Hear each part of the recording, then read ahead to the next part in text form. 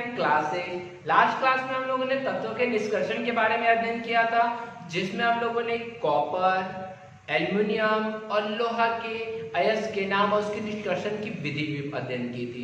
तो उन सभी का वीडियो अगर आपने नहीं देखा है तो उसको जरूर देखें। उस वीडियोज का लिंक मैं इस वीडियो के डिस्क्रिप्शन में डाल देता हूँ, आराम से जाके आप सारे वीडियोज को देख सकते हैं, क्योंकि हमारे बोर्ड एग्जाम के लिए वो चारों वीडियोज बहुत ज़्यादा इंपॉर्टेंट है, वो 3 और एक ये।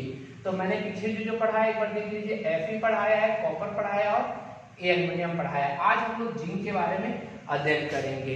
तो सभी वीडियोज को आप देख लीजिएगा, आपको अच्छा लगे तो उसे लाइक कर दीजिएगा और अधिक से अधिक शेयर कर दीजिएगा। और यदि अगर हमारे चैनल पे आप नए हैं और अभी तक इसको सब्सक्राइब नहीं किया है तो आप इसे सब्सक्राइब कर दीजिएगा और साथ में बेल आइकन को भी दबा दीजिएगा, जिससे मेरे द्वारा दिए गए वीडियो सबसे पहले आप तक पहुँच सके। तो चलिए शुरू करते हैं। टॉपिक है हमारा जिंक का निष्कर्षण। तो जिंक या जस्ता इसको कहा जाता है, Zn के अयस्कों का नाम, निष्कर्षण की विधि तथा उपयोग लिखें। ठीक है, हम लोग को अयस्क का नाम लिखना है, निष्कर्षण की विधि लिखनी है और उसमें उपयोग लिखना है। तो चलिए शुरू करते हैं। जिंक का जो संकेत होता है हम लोग सभी जानते हैं। जिंक का संकेत क्या होता है? Zn होता है। ये डी ब्लॉक तत्व का अंतिम 3D का अंतिम तत्व होता है, जिसकी परमाणु संख्या क्या होती है? 30 होती है। और इसका जो परमाणु द्रव्यमान होता है वह 65.38 AMU होता है। क्लियर? इसका जो परमाणु संख्या जो होती है 30 होती है, जिसके कारण इसका इलेक्ट्रॉनिक विन्यास जो होगा 1s2, 2s2, 2p6, 3s2, 3p6, 4s2 and 3d10 होता है। अर्थात डी ऑर्बिटल पूर्णतः भरे होते हैं, इसलिए इन्हें डी ब्लॉक में भी गिनती नहीं किया जाता है। अभी आगे वाले पार्ट में हम लोग को डी ब्लॉक का क्षेत्र पढ़ना है, तो उसको हम लोग छोड़ देते हैं। बस इतना याद है कि इसका अंतिम इलेक्ट्रॉन डी में कंप्लीटली फुल होता है। क्लियर? अब यहाँ पर बात करते हैं इसकी उपस्थिति। तो हमने जाना कि ये जो है सबसे मतलब क्रियाशील धातु में आता है, इसलिए क्रियाशील धातु होने के कारण यह इसकी जो भूपटल के नीचे इसकी उपस्थिति संयुक्त अवस्था में होती है। अर्थात यह केवल संयुक्त अवस्था में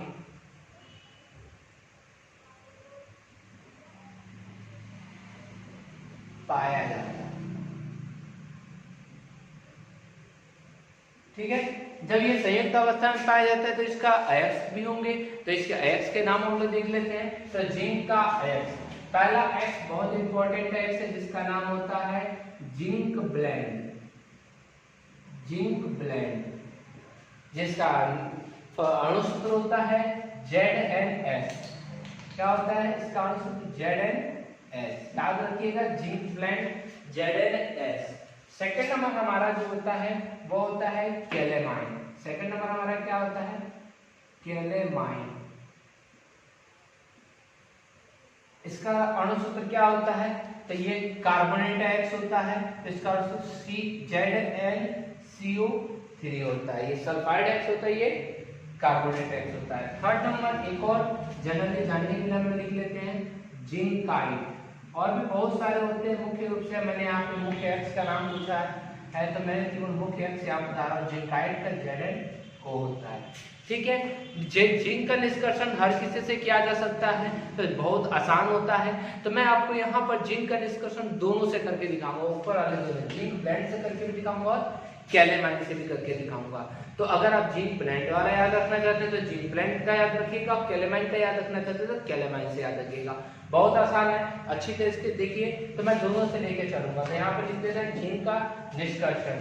जिंक का निष्कर्षण, जिंक का निष्कर्षण जिंक ब्लेंड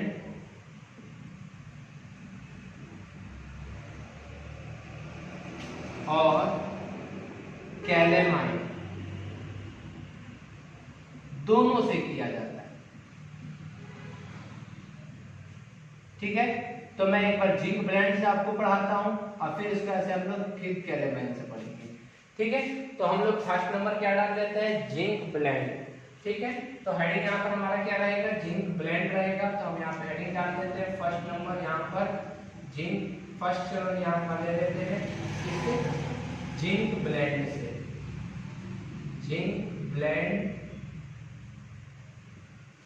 ब्लेंड में 2 मात्रा दे दीजिएगा, ठीक है। जिंक ब्लेंड से जिंक का निष्कर्षण, ठीक है, ठीक है। चलिए जिंक ब्लेंड से शुरू करते हैं। शायद एक ही ब्लेंड आता है, एक बार आप बुक में देख लीजिएगा, कंफर्म नहीं है मेरा। जिंक ब्लेंड में एक ही रहता है कि 2 रहता है, मैं कंफर्म नहीं हो रहा तो इसलिए मैं मिटा देता हूँ पूरा, ठीक है। जिंक ब्लेंड से जिंक का निष्कर्षण। तो जिंक ब्लेंड से जो जिंक का निष्कर्षण कैसे होता है, तो जिंक ब्लेंड हमने जाना ZnS होता है, अर्थात ये कौन सा X है, सल्फाइड X है। जब ये सल्फाइड X का है तो इसमें क्या होगा, सल्फाइड X का जो सांद्रण होता है किस विधि से करते हैं हम लोग, फेन पलोर विधि से। तो पहला स्टेप हमारा क्या होगा, सांद्रण। फर्स्ट स्टेप हमारा क्या होगा, सांद्रण। देखेंगे जिंक ब्लेंड अयस्क को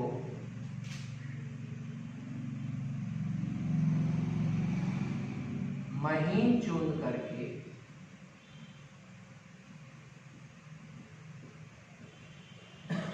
ठीक है 2 भाग में बांट देंगे, यहीं पर 2 भाग में यहीं पर बांट देते हैं। जैसे एक इधर भी लिख देंगे, पर तो आप कॉपी में कभी भी लिखिएगा तो आपको इतना बड़ा मिलेगा नहीं जगह, तो आप एक भाग पूरा जिंक ब्लेंड से लिखिएगा, तब उसके नीचे जिंक ब्लेंड जहां खत्म होगा वहां पे कैलेमाइन कर दीजिएगा, ठीक है।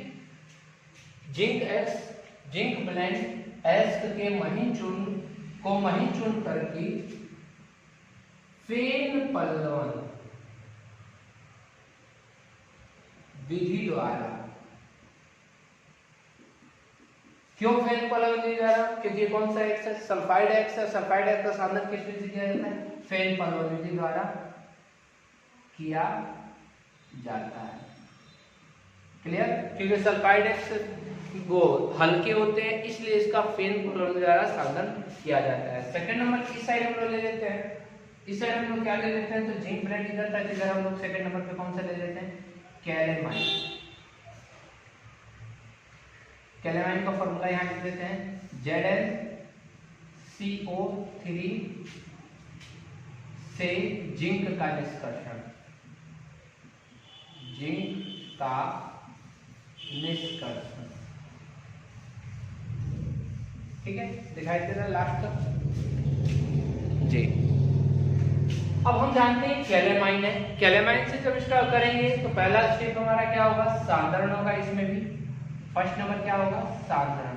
तो सांद्रण किस विधि से हम लोग करेंगे, तो आप यहाँ देख रहे हैं कि ये सल्फाइड X था, ZnS था, जिंक ऑक्साइड क्या था, ZnS था, अर्थात ये कौन सा X था, सल्फाइड X था। तो इसका सांद्रण हम लोग फेन पल्लवन विधि से कर रहे हैं। और ये कौन सा है, कार्बोनेट X है, तो इसका सांद्रण हम लोग जनरली पानी से कर देंगे, अर्थात इसको पानी के फुहारे से क्या कर देंगे, ठीक है, धो देंगे। इसका फेन पल्लवन से सांद्रण करने की जरूरत नहीं है, ठीक है, क्योंकि थोड़े से भारी होते हैं, इसलिए इसको हम लोग क्या करेंगे, तो लिखेंगे अयस्क के कैलेमाइन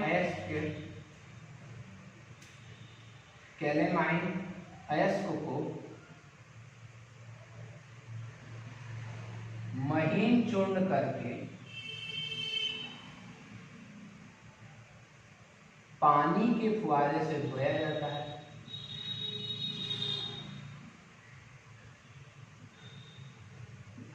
पानी के फुहारे से धोया जाता है, जिससे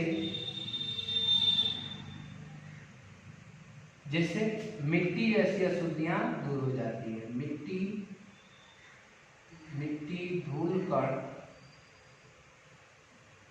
आदि अशुद्धियां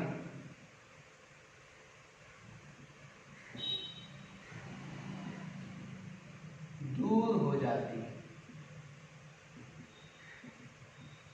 ठीक है। क्लियर, सांद्रण आप लोगों को समझ में आ गया।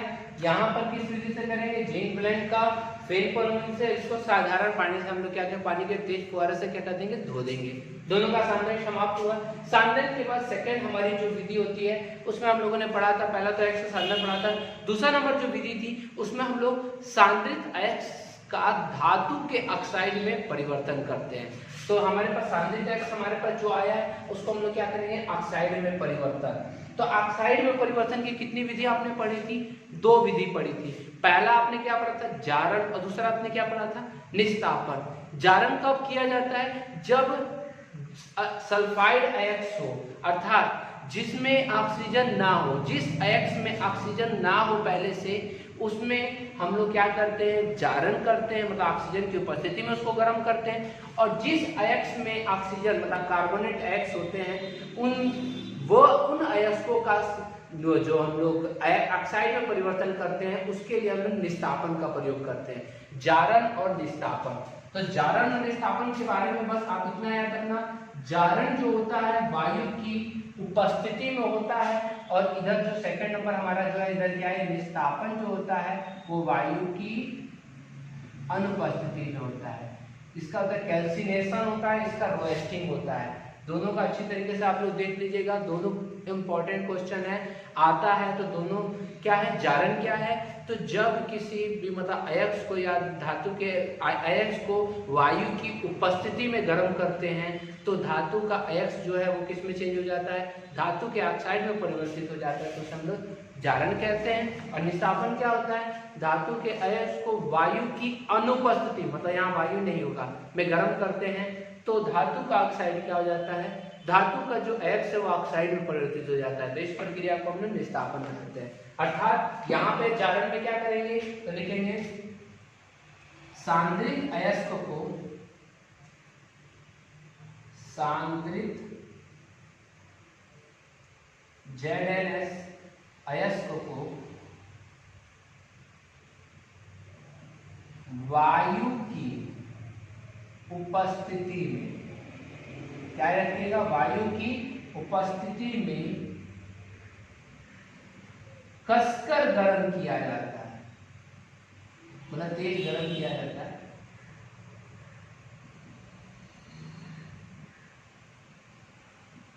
तो धातु का, ये वाला चल नहीं रहा है, इससे लिखते रहे, धातु का ऑक्साइड प्राप्त होता है।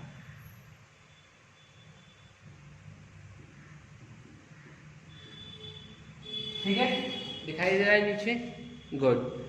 सांद्रित अयस्क जो हमारा ZnS था, उस अयस्क को वायु की उपस्थिति में कसकर गर्म किया जाता है तो धातु का क्या प्राप्त होता है, ऑक्साइड। जैसे कैसे प्राप्त होता है, तो देखिए सांद्रित अयस्क हमारा क्या था, ZnS था, जिंक सल्फाइड, इसको हमने ऑक्सीजन की उपस्थिति में कसकर क्या किया, गर्म किया।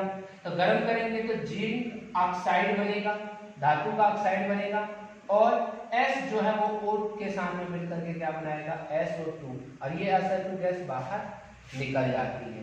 ठीक है, तो ये धातु का ऑक्साइड हमें प्राप्त हुआ। क्लियर, संतुलित कर देते हैं, Zn एक बार, Zn एक बार, S एक बार, S एक बार, O यहाँ 2 बार और यहाँ पर 3 बार है, तो यहाँ पर हम क्या कर देते हैं, 2 लगा देते हैं। तो O कितने बार हो गया, यहाँ पर 2 और 2 4 बार, परंतु यहाँ पे Zn कितने बार, 2 बार, यहाँ पे भी 2 लगा देते हैं, Zn भी 2 हो गया, परंतु S यहाँ 2 बार, यहाँ 1 बार, तो यहाँ लगा देंगे 2, अर्थात यहाँ पे कितना हो गया, 3। अर्थात हमें यहाँ पे संतुलित हो गया 2ZnS + 3O2 बराबर 2ZnO + 2SO2।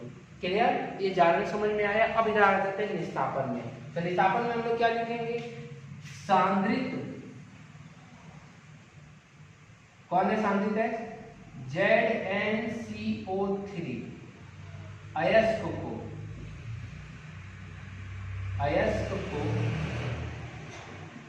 वायु की अनुपस्थिति में,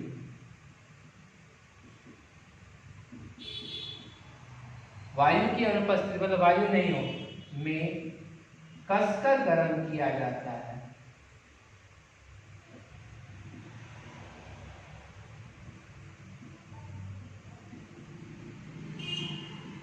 जाता है, तो धातु का, आप धातु का भी लिख सकते हैं या जिंक का ऑक्साइड भी लिख सकते हैं, यहाँ पे जिंक ऑक्साइड भी लिख सकते हैं। ठीक है, यहाँ जिंक, धातु का ऑक्साइड से ज्यादा बेहतर क्या रहेगा, जिंक ऑक्साइड प्राप्त होता है, यहाँ पे भी लिख देते हैं, तो जिंक ऑक्साइड प्राप्त होता है।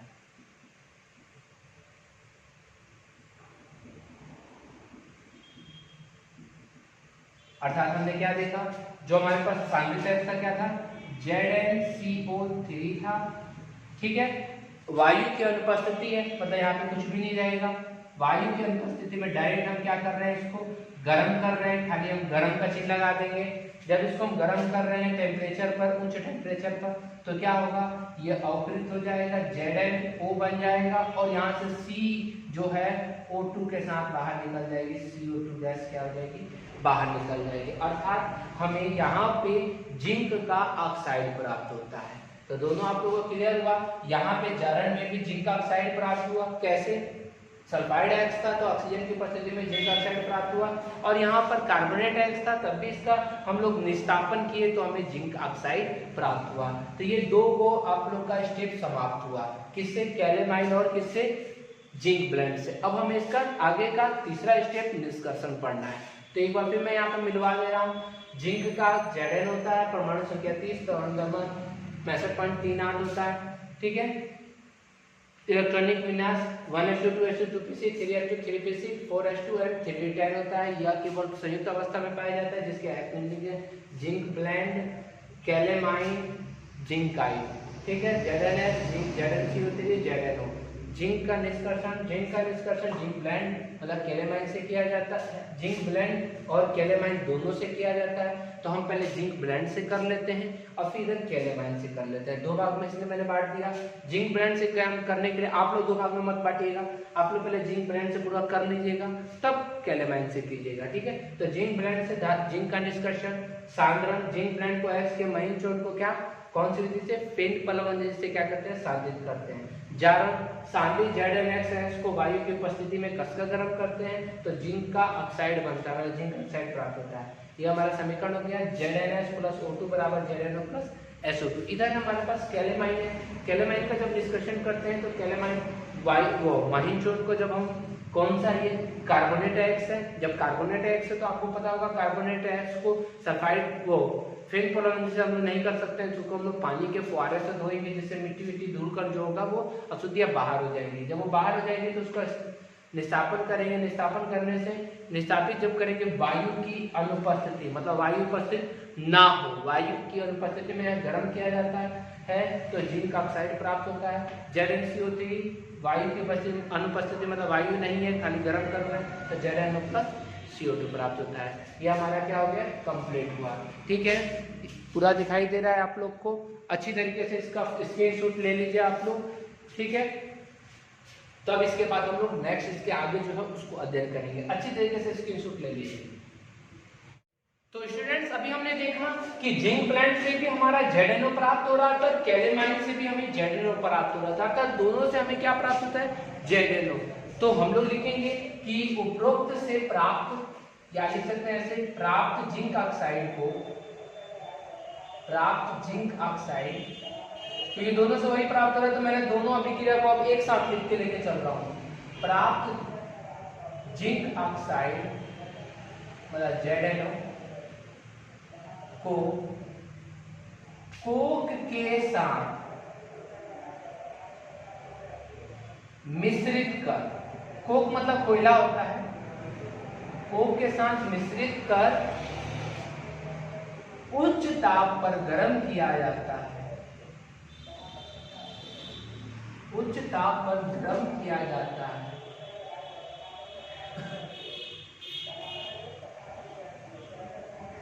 तो जिंक धातु अवकरित हो जाता है।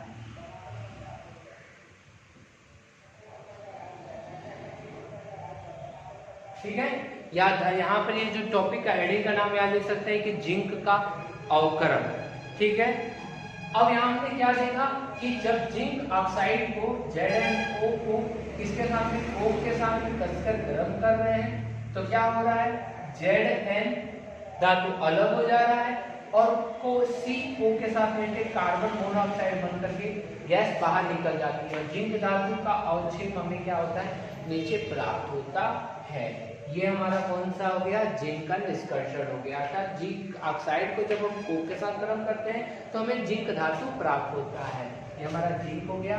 ठीक है, ये जो जिंक होता है ये थोड़ा सा क्या कहते हैं, मतलब उतना शुद्ध नहीं होता है। अब इसका शुद्ध हम लोग वैद्युत अपघटन विधि या वाष्प परावस्था, वाष्प वाष्परावस्था विधि से भी हम लोग इसका वो कर सकते हैं, शोधन कर सकते हैं। तो वो शोधन यहाँ पढ़ने की जरूरत नहीं, आपको निष्कर्षण खाली पढ़ना था।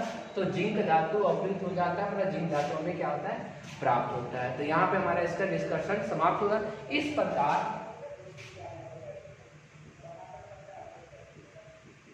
जिंक धातु का निष्कर्षण किया जाता है। ठीक है, तो हम लोग दोनों से कर लिए, किस किस से, जिंक ब्लेंड से भी किए, कैलेमाइन से किए, दोनों से हम लोगों ने ऑक्साइड प्राप्त किया। इस ऑक्साइड को दोबारा हमने कोक के साथ गर्म किया तो हमें जिंक धातु प्राप्त हुआ, जस्ता प्राप्त हुआ। इस प्रकार से धातु का जो जिंक धातु का निष्कर्षण किया जाता है। अच्छी तरीके से आप कर लेंगे। हाँ, एक बात याद रखिएगा, अगर आपके क्वेश्चन है, अगर पूछे कि जिंक धातु के नाम लिखें और जिंक ब्लेंड से उसका निष्कर्षण करें, किससे करें, जिंक ब्लेंड से, तो आप इतने चीज को मत लिखिएगा, केवल यहाँ से लिखना शुरू कीजिएगा, यहाँ तक आ जाइएगा। अगर आपसे पूछे कैलेमाइन से अगर निष्कर्षण करने के लिए, तो आप इतनी चीज को नहीं लिखेंगे, डायरेक्ट यहाँ कैलेमाइन से लिखेंगे, कैलेमाइन से डायरेक्ट यहाँ लाइएगा और इसके बाद से पूरा उतार लीजिएगा। ठीक है, तो आप हमेशा याद रखिए, क्वेश्चन आपको जिस तरह पूछेगा, कैलेमाइन से पूछेगा तो कैलेमाइन से कीजिएगा, या जिंक ब्लेंड से पूछेगा तो आपको जिंक ब्लेंड से करना होगा। तो उसमें कोई भी आपको डाउट नहीं होना चाहिए। ठीक है, अब हम लोग यहाँ पे लास्ट हमारा जो टॉपिक होता है वो क्या होता है, उपयोग। तो इसका उपयोग हम लोग देख लेते हैं।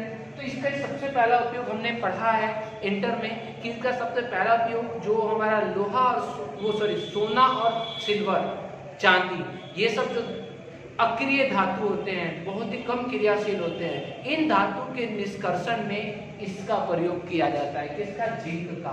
आपने टॉपिक भी पढ़ना है, जब जहां आप निछालन पढ़ रहे हो टॉपिक, उस निछालन के टॉपिक में आपको नीचे सोना, प्लेटिनम और सिल्वर, इनका निष्कर्षण करके बताया गया है, वो भी जिंक धातु से ही किया जाता है। तो फर्स्ट नंबर इसका उपयोग क्या हो जाएगा, सोना Au, ठीक है, चांदी Ag आदि धातुओं के निष्कर्षण में। ठीक है, पहला हो गया उपयोग। सेकंड नंबर हमारा उपयोग क्या हो जाएगा, तो सेकंड नंबर आपने देखा होगा 10th क्लास में भी आपने एक चीज पढ़ा है, शुष्क सेल पढ़ा है, सूखा बैटरी जो कि घड़ी में यूज होता है, आप जनरली अपने बाहर रेडियो में यूज करते हैं, तो उसमें सूक्ष्म सेल में भी आपने देखा है जिंक धातु का डब्बा होता है, तो सूक्ष्म सेल में इसका किया जाता है उपयोग। ठीक है, तीसरा नंबर आपने देखा होगा गैल्वेनीकरण। गैल्वेनीकरण आपने नाम सुना है कभी, गैल्वेनीकरण, जिसको हिंदी में जस्तीकरण भी कहा जाता है। अब जस्तीकरण क्या होता है मैं आपको बताता हूँ। जस्तीकरण जो है, आप लोहा देखे होंगे, लोहा जो की वस्तुएं जो होती है वो जल्दी जंग लग जाती है, इसलिए उसको जंग से बचाने के लिए लोहा पर जस्ता की एक परत चढ़ा दी जाती है। जैसे आपने साइकिल देखा होगा, साइकिल का रिंग देखा है, चमकता है, उस पर वो जस्ता का लेप रहता है। उसी प्रकार साइकिल का हैंडल देखा होगा, उस हैंडल में जो लोहा लग के आता है वह लोहा पे भी जिंक का परत होता है, जिससे वो जंग लगता है, नहीं लगता है। परंतु अगर लोहा सादा बाहर रूप में रहे तो वो जंग लग जाता है, परंतु इसमें जस्तीकरण करने के बाद से उसमें जंग नहीं लगता है। तो इसका थर्ड उपयोग हो जाएगा गैल्वेनीकरण में या जस्तीकरण में। ठीक है, फोर्थ नंबर उपयोग हम यहाँ लिख लेते हैं। फोर्थ नंबर हमारा उपयोग हो जाएगा मिश्र धातु बनाने में। मिश्र धातु बनाने में, मिश्र धातु जैसे कि पीतल बनाने में, पीतल तांबा जस्ता मिला करके बनाया जाता है, तो पीतल बनाने में, या जर्मन सिल्वर एक होता है, वह जर्मन सिल्वर, ठीक है, ये सब बनाने में इसका प्रयोग किया जाता है। तो आप इस तरह करके लिख सकते हैं, ये चार उपयोग काफी है आपके लिए। तो पहला सोना चांदी आदि धातुओं के निष्कर्षण में, दूसरा सूक्ष्म सेल में, तीसरा गैल्वेनीकरण मतलब जस्तीकरण जैसे साइकिल का जो हैंडल है उसमें, और मिश्र धातु मतलब कि पीतल, जर्मन सिल्वर आदि बनाने में। तो यहाँ पर हमारा जिंक का निष्कर्षण समाप्त होता है, कंप्लीट है। आप लोग को आशा है कि आप लोग को अच्छे से समझ में आया होगा। अगर आपको जहाँ भी प्रॉब्लम हो रही है तो मुझे एक बार कमेंट में बताइएगा कि यहाँ मुझे प्रॉब्लम हो रही है, फिर मैं आपकी प्रॉब्लम को दूर करने के लिए और नेक्स्ट वीडियो में आऊँगा जिससे आपको प्रॉब्लम दूर हो जाएगा। ठीक है, तो आप अच्छी तरीके से इसका नोट्स बना लीजिए, बोर्ड एग्जाम में आपके पूछे जाते हैं क्वेश्चन। फिर अगले वीडियो में मिलते हैं, नेक्स्ट हम लोग केमिस्ट्री का टॉपिक लेके मिलेंगे। आज के लिए इतना ही, धन्यवाद।